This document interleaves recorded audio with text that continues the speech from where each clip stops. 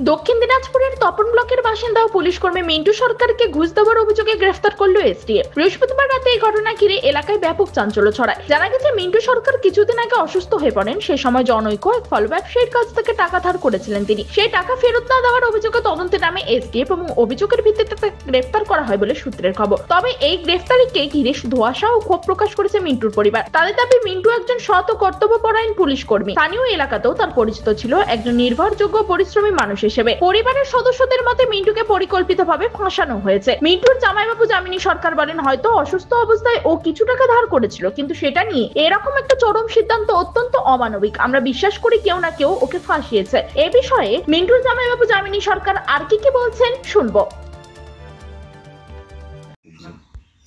মিন্টু সরকার আপনার কি হয়? আমার এটা শালা হয়, ছোট শালা হয়। আচ্ছা, আপনি মিন্টু সরকার সম্পর্কে একটা ঘটনা ঘটেছে, জানেন বিষয়টা? না, আমি কিছু জানি না। কি ঘটনা একটু বলেন শুনি। না, কি শুনেছেন আপনি? আমি শুনছি নাকি ওই এখন কি টাকা পয়সার ব্যাপার নিয়ে কি যে গন্ডগোল হয়েছে এইটাই শুনলাম, বুঝলেন। অ্যারেস্ট কিছু হয়েছে জানেন? না, অ্যারেস্টের কথা আমি ওখানে গেছিলাম, কিন্তু কাল কলকাতাতে গেছিলাম। তারপরে আমার শালা বউ গেছিলো, ওনার বউ স্ত্রী গেছিলো আর কি। উনিও গেছিলো, আমার এক মেজো শালা পুলিশে চাকরি করে, উনিও ছিল, উনিও গেছিলো। ওনারা সাহেবের সঙ্গে কথাবার্তা বললো, তো সাহেব বলছে নাকি যে ঠিক আছে, জিনিসটা আমরা দেখছি। যে পয়সাপাতির ব্যাপারটা ওর কাছে কোনোরকম কিছু পাই নাই, সেইটা শুনলাম আমি, যে ওনার কাছে পয়সাপাতি কোনোরকম কিছু পাই নাই এবং ওর কাছে কোনো জিনিসপাতিও নাই। যে যতদূর সম্ভব আমরা হেল্প করতেছি, যতটা ওকে হালকা করা যায়। কেউ কি কোনো কারণ আছে কি ওকে অ্যারেস্ট করা বা কে ফাঁসিয়ে দিয়েছে এরকম মনে করছেন আপনি? ফাঁসিয়ে দেওয়ার ব্যাপারটা আমার ওই ওনার স্ত্রী বলল আর কি, যখন ওর অসুখ হয়েছিল। হ্যাঁ, মানে যে ছেলেগুলো বলছে, যে ছেলেগুলোর কথা বলছে, যে ছেলে বলতে একজনের কথা বললো আর কি, ওই ফলের দোকান করতো পাশে। তো ওই চ্যাংড়াটা নাকি ওর সঙ্গে ওই ফল যখন নেওয়া আনা করতো, তখন থেকে অসুখের সময় ফলও দিয়ে গেছে কিছুদিন। হ্যাঁ, এখন বন্ধু বান্ধব হিসেবে হোক, যেভাবে মনে করেন ওটা বাসা, ওইভাবেই ওর সাথে ফোন নাম্বার যোগাযোগ, ওই ওনারই নাম্বারটা বলে ওনার কাছে পাইছে আর কি, শুনলাম। তো ওর কাছে তো আর তখন আমার ওই শালাবো বললো কি যে হ্যাঁ, ওই তো এই ব্যাপারে ফোন করতো। তাছাড়া তো ওর সাথে কোনো এমনি কোনো দিন খারাপ ব্যবহারও দেয়নি। আমার শালাবাবুও বললো যে আমার স্বামী এই ধরনের জীবনেও আজ পর্যন্ত কোনো খারাপ ব্যবহার দেখি নেই, বুঝলে। যে অন্য অন্য কারোর সাথে হয়তো পয়সাপাতির ব্যাপারে কি কোনো ঘুষ টুস খাওয়ার ব্যাপারে এসব কোনো দিন আজ পর্যন্ত। আপনারা কি চাইছেন? আপনি এখন কি চাইছেন? আমি চাচ্ছি যে ওনার যেন কোনো অসুবিধা না হয়, আপনারা একটু দেখে শুনে ওনাকে যাতে হালকা করে নিয়ে আসা যায়, এটা চেষ্টা করেন। কি নাম আপনার? আমার নাম যামিনী সরকার। এদিকে মিন্টুর স্ত্রী সংবাদ মাধ্যমকে জানিয়েছে তার স্বামী সম্পূর্ণ নির্দোষ, তার বিরুদ্ধে আনা সমস্ত অভিযোগ ভিত্তিহীন। তিনি আরো বলেন, আমার স্বামী কারো থেকে বেআইনি ভাবে কিছু নেয়নি, এটা একটা ষড়যন্ত্র। মিন্টুর দিদি কল্পনা সরকার বলেন, আমার ভাই ওই রকম মানুষই না যে কারো কাছ থেকে বেআইনি ভাবে টাকা নেবে। এমনকি আমরা প্রথমে বিশ্বাসই করতে পারিনি ওকে এসটিএফ গ্রেফতার করেছে। মিন্টুর পরিবারের সদস্যরা ইতিমধ্যেই কলকাতায় গিয়ে উচ্চপদস্থ পুলিশ কর্তাদের সঙ্গে যোগাযোগ করেছেন এবং উপযুক্ত তদন্ত ও ন্যায় বিচারের দাবি জানিয়েছেন। তিনি এ বিষয়ে আর কি বলছেন শুনে নেব। মিন্টু সরকার আপনার কে হয়? আমার ভাই হয়। জোরে বললো।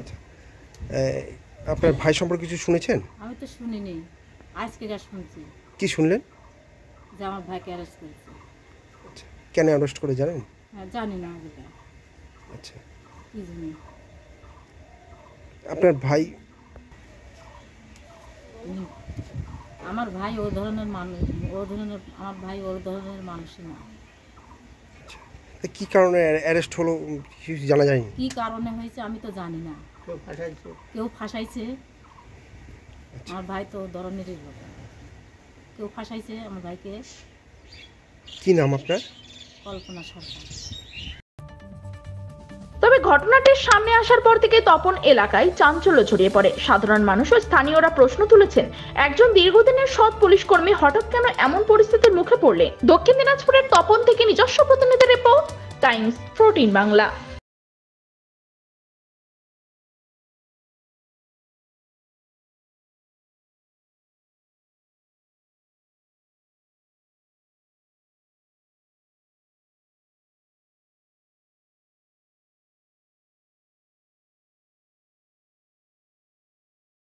এই নববর্ষে মাত্র 38 লাখ অনওয়ার্ডসে পেয়ে যাবে 11টা সেমি ফার্নিশ ফ্ল্যাট। তোমরা কি রায়গঞ্জে নিজের স্বপ্নের বাড়ি খুঁজছো? তবে কিন্তু এটাই সুবর্ণ সুযোগ, কারণ পয়লা বৈশাখ ও অক্ষয় তৃতীয় স্পেশাল অফারে কিন্তু পেয়ে যেতে পারো ফ্ল্যাট কিনলে ফার্নিচার একদম ফ্রি। জেইচ গ্রিনস কিন্তু তোমাদের জন্য নিয়ে চলে এসেছে রায়গঞ্জে প্রথম রেরা অ্যাপ্রুভ ফ্ল্যাট। সেখানে কিন্তু premium 2 BHK 3 BHK 4 BHK flats পেয়ে যাবে, আর সাথে থাকছে 15টিরও বেশি আধুনিক সুযোগ সুবিধে, যেমন সুইমিং পুল, আধুনিক জিম, বাচ্চাদের খেলার জায়গা, community hall, badminton court, 24/7 CCTV নিরাপত্তা, আরো অনেক কিছু। তো এখন নিশ্চয়ই ভাবছো লোকেশনটা কোথায়? ওই যে দেখো কর্ণচড়া মোটর কালীবাড়ি, তার একদম পাশেই কিন্তু জেইচ গ্রিনস। তো দেরি কিসের, আজই সাইট ভিজিট করতে স্ক্রিনে দেওয়া নম্বরে কল করে নাও, আর ভিডিওটা ভালো লাগলে ছড়িয়ে দিও। আপনি কি কিডনি রোগে ভুগছেন? তাহলে আর দেরি না করে আজই আসুন আপনার এলাকার একমাত্র বিশ্বস্ত প্রতিষ্ঠান জীবন রেখাতে।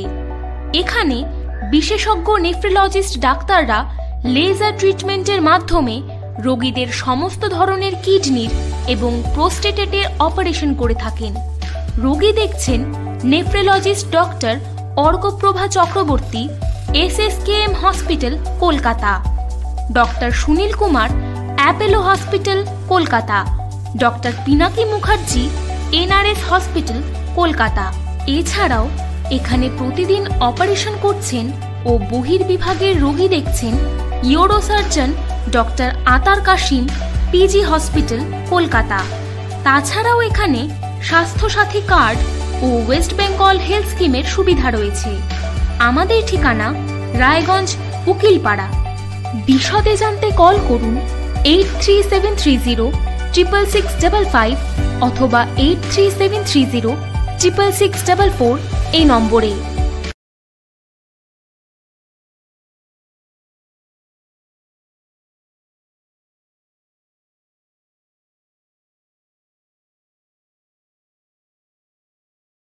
আপনি কি চাকরি পরীক্ষার্থী?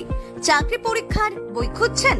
তাহলে আজই চলে আসুন সৌর বুক অ্যান্ড ম্যাগাজিন সেন্টারে। এখানে BSc, WBCS, bank, rail, ICDS, nursing, ANM এবং GNM সহ কেন্দ্রীয় ও রাজ্য সরকারের সকল চাকরির পরীক্ষার বই ও ম্যাগাজিন পাওয়া যায়। আমাদের ঠিকানা ঘড়িমোড়, মোহনবাটি, রায়গঞ্জ।